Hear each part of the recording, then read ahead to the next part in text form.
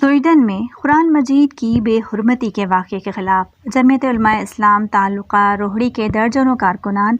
ہاتھوں میں مذمتی پلے کارڈز اٹھائے سڑکوں پر نکل آئے۔ روہڑی سے ہمارے نمائندے شاہد حسین میرانی کے مطابق جمعیت علماء اسلام تعلقہ روہڑی کے امیر مولانا عبدالکریم عباسی،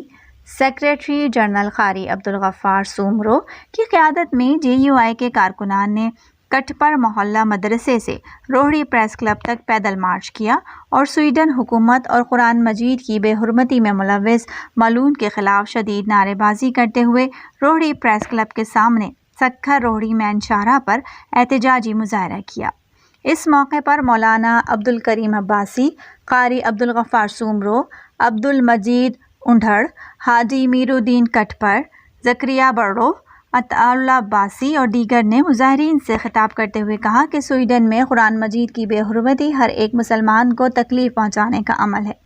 جس کی شدید الفاظ میں مذمت کرتے ہیں۔ مقررین کا مزید کہنا تھا کہ آج ہر پاکستانی قرآن مجید کے تقدس کا پرچم بلند کر کے گھر سے نکلا ہے۔ سویڈن واقعے نے پوری دنیا کے مسلمانوں کے جذبات کو مجروح کیا ہے۔ ہم حکومت پاکستان اور اسلامی دنیا سے مطالبہ کرتے ہیں کہ سویڈن حکومت سے سفارتی تعلقات ختم کیے جائیں اور ان کی اشیاء کا مکمل بائیکاٹ کیا جائے اور قرآن مجید کی بے حرمتی میں ملوث ملعون کو سخت سے سخت سزا دی جائے۔ بصورت دیگر احتجاج کا دائرہ وسیع کر دیا جائے گا۔